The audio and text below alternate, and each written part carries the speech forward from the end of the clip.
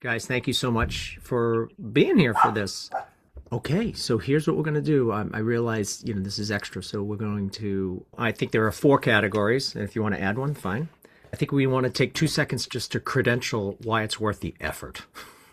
I also think we need to talk preparation techniques, strategies, shortcuts, and then we can get into the world of flavors and best recipes. And then finally, just sort of wrap it up with, so there you are sitting eating your creamy. Again, why is it worth it? That's where I would like to go with this. So, Barbara, why on earth would someone spend, I don't know, sometimes they're on sale for 179, but often 229, a Ninja Creami, and just to get specific, the NC 301. Why? Absolutely, that's the only one you need, the base level one, because it's the best addition to your weight loss arsenal that you can have, I think. Most people love ice cream, and the fact that you can eat an entire pint of ice cream, which you can eat slowly and very satisfactorily, for exactly the same amount as a shake that you make, at least we make in our HMR shakes, and it fills you up, and in my opinion, one of the greatest weight loss tools there is. Someone else talk about why you think the creamy is a really nice addition to our strategies for how we consume shakes. Linda, why creamies? Slows me down. It gives me a good protein content. Um, it's a good addition to my meals that day, but it slows me down and it lets me really enjoy something satisfying. Absolutely. And there's so much variety that we can create here. We'll get to that in just a minute. So, one of the big stumbling blocks for people is it's overwhelming.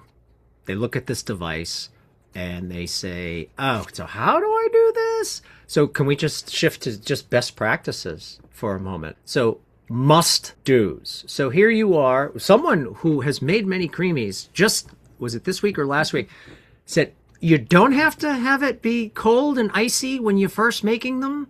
And it's like, no, they could be all room temperature because you're about to then freeze them for 20 to 24 hours. So this doesn't have to be in any particular chronological order, but what's the best practice around how you prepare your creamies? You just put everything in a blender and just pour it up to the line? Charles. No, it's easy to make these things. If you really pay attention to what you're doing. I have like 6 or 7 cups, okay, and I just line them up and I put all the dry powders in each cup. I put the lids out. I tear some masking tape off. I put it on top of the lid. I name the creamy what it's going to be, Very okay, important.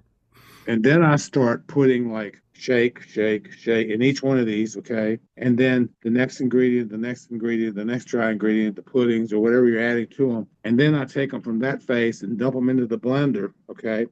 Then I put the liquids into the blender and then blend it just like you're making a shake without the ice. And then just pour it right into the little, back into the cup. Just put that lid back on it, throw it in the freezer, and that's the end of it. What's the point of doing it in the containers first, just to get the right amounts? And I have to do it to make sure, like, to keep it organized because I'm making so many of them. There are Sometimes I times forget.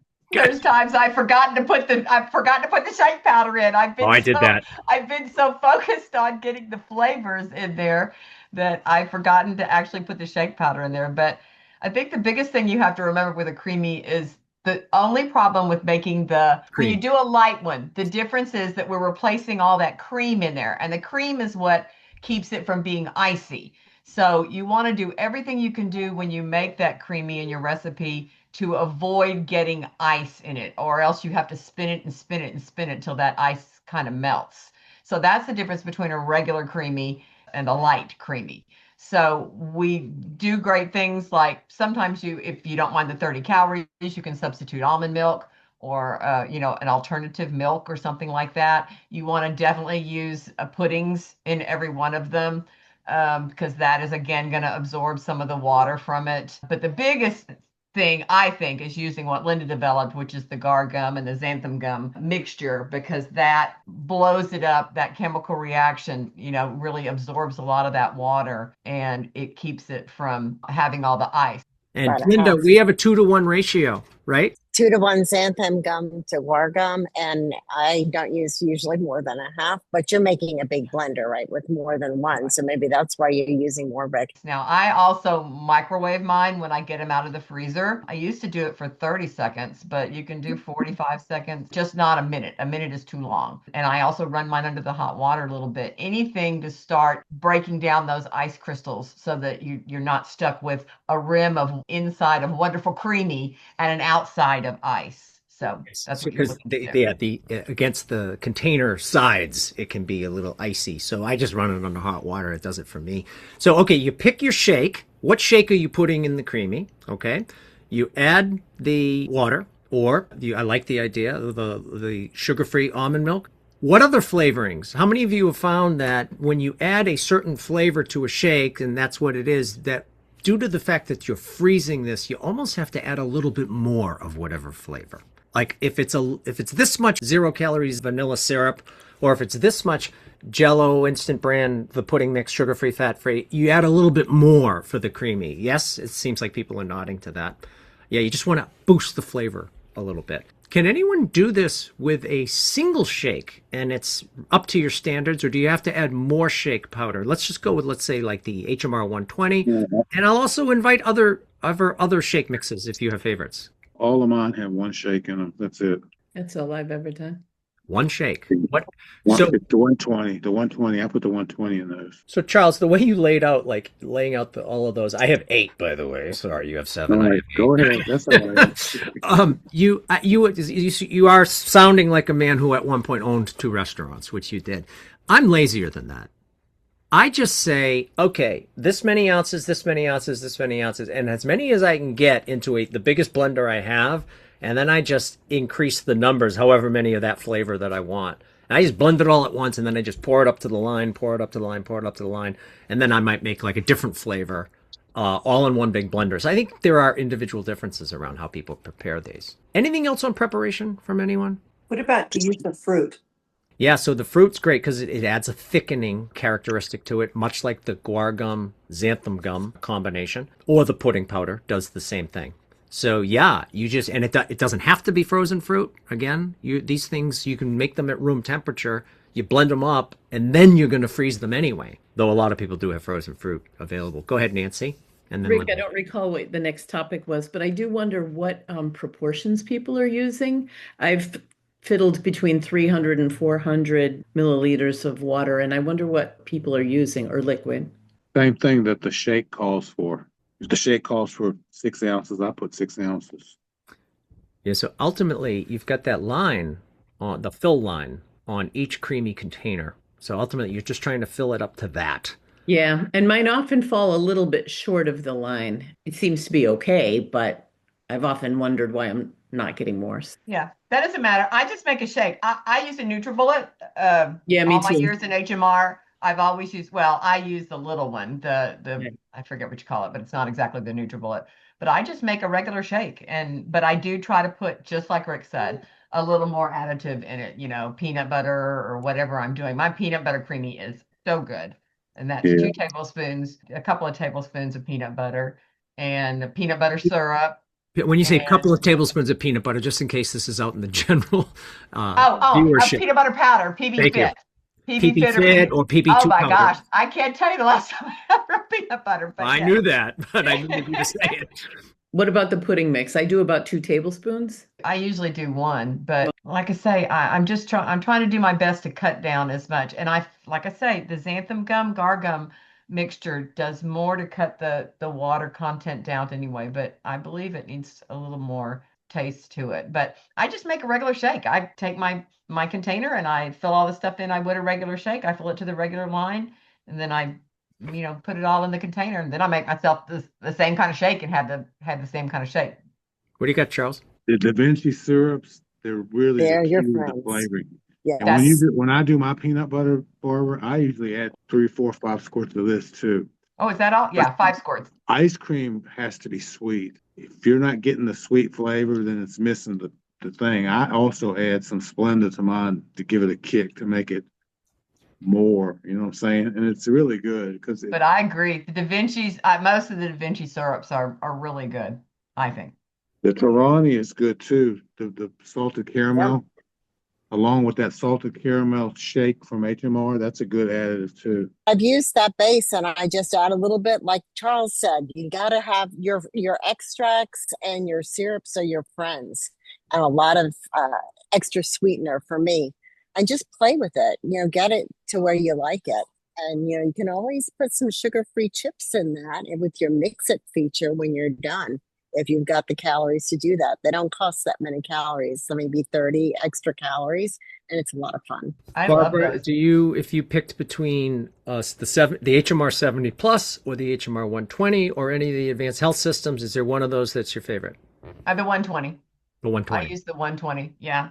Go I ahead. love this one. Talk about really, this is German chocolate. This is the Da Oh, Vinci German chocolate cake syrup. So when I make my creamies with this, I use the German chocolate cake. I use a little bit of extra coconut syrup as well. A tablespoon of the chocolate pudding and chocolate 120 HMR. And I mean, it's dessert. And like Linda says, if I have enough left over, when I get that swirl in the middle, I grab some of those Lily's sugar-free chocolate chips, throw those in the middle. I mean, it is the most decadent thing. Now this would be a meal for me.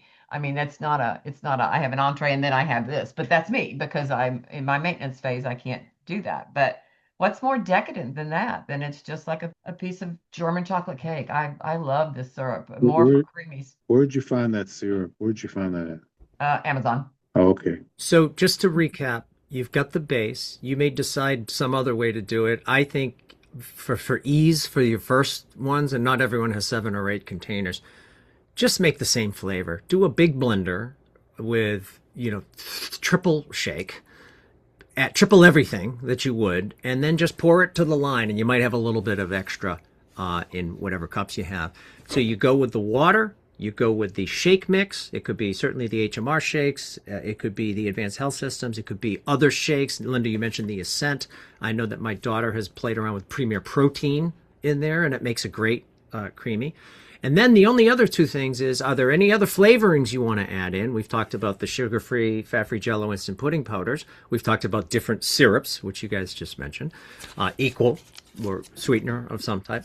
Cocoa powder, you could add that for sure, extracts. And then in terms of texture, it's good to put something in there that ensures it's going to maximize the creaminess of it. So those pudding powders do that. Fruit does that. And the guar gum, xanthan gum combination does that, but don't use too much of that. So we're talking a teaspoon or less. Teaspoon, not tablespoon, teaspoon. Left. I'm interjecting here. Let me just warn you. I repeat, if you use too much of the patented xanthan/guar gum next step formula, the consequences could be dire.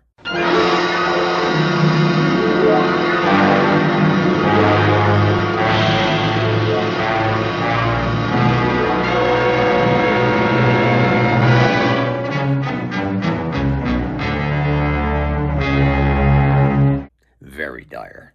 And the other thing that I wanted to mention is sometimes on the first or the second, usually the second spin, I'll make a hole in it and I will add some sugar-free syrup or something. It not only pops the taste, but it adds to the creaminess.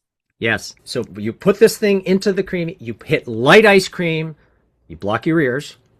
And then when it's done, I would recommend doing what Linda said. You poke a hole in it, add some additional little bit syrup for flavoring, and then put it on respin for a second time. Every time you respin it, it gets creamier and creamier.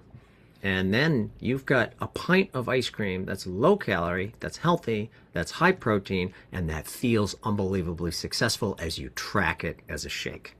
Can I add Charles. one thing? Yeah, go ahead, Donna. Well, I love chocolate, and so I tend to make chocolate creamies frequently, and I do add a really high quality cocoa, usually like 1 tablespoon, maybe slightly heaping tablespoon of cocoa powder to it. And I also add, because I think it intensifies the flavor a little bit, I always add some vanilla. I have vanilla bean paste and I also have vanilla extract, and I think it intensifies. I mean, not to a dramatic degree, but I think I can tell the difference when I use a little vanilla with the chocolate. I agree. I think we all agree because you're freezing it. There's something about frozen that kind of lowers the pop on whatever tastes you've added. So a little bit more flavor to maximize the satisfaction. The only other thing I have to say is what Charles talked about. For me, because I make individual ones, I don't make a big blender and pour them in. I make each one separately because I make several different flavors. I always put a piece of masking tape on it and I write on the masking tape what I put in there. I put like 120 chocolate, PB fit. I mean, I physically write with my little teeny Sharpie on there what I did, and then I have this like my wall of creamy recipes that I sometimes peel off if I try a new one. And I Love it. stick my masking tapes up there, so I have this whole thing with nothing but the recipes. Let me echo the masking tape versus my failed attempts where I was using Post-it notes initially. And at one time I carried multiple creamies. I looked back and my Post-it notes were on the ground. I was like, I don't know which one is which. Oh, goodness. All right. So we could go on and on. Renee, was this helpful? Very. Yeah, good. I can blow the But dust off and get it out of the cupboard. That's right. let me add one more thing. Step one. You don't have to blend all that fruit into it. Sometimes you can make it like a banana split and add the banana after, and just drizzle some Hershey's sugar-free syrup, just drizzle it across there, and you got like a banana split type of thing. So you can be in an ice cream shop environment and not be having all those calories and still have fun with it. I think the one takeaway for me is because it was an abomination when I used it, was to do it on light ice cream. That's what I was not doing. Yes. And usually, you know what I do with mine? I don't use the microwave no more. I just set them out on the counter for about 20 minutes and tell Alexa to set an alarm and just let me know when 20 minutes is over. And I just shoot it from there because sometimes even when I put it under the water and do those things, it still has that crystal in it. It tastes like freezer burned ice cream when you got that. And it really is a turnoff to a lot of people. So the secret is to making sure that that thing is ready to become ice cream and have no ice crystals in it. And that will give you a much pleasurable experience. Thus Barbara's microwaving and then the hot water running strategy. Well, let me just acknowledge, thank you for your time. But Renee, thank you for giving us the title of this video. It was an abomination when I first did it. Now that might not be the title, actually. So you got one more problem with it because if you only make one or two and put them in the freezer, usually everybody else is going to gobble them up. And it takes a day to freeze them. So you might want to get you a few extra cups. I mentioned this now. I've got my daughter she did 2 creamies yesterday, ate them, not just prepared, ate 2 creamies yesterday, and my son eats them. So now it's like I'm gonna have to have them hidden in a different freezer that they're unaware of. All right, well, that's that, guys. Thanks for your time here. Let me.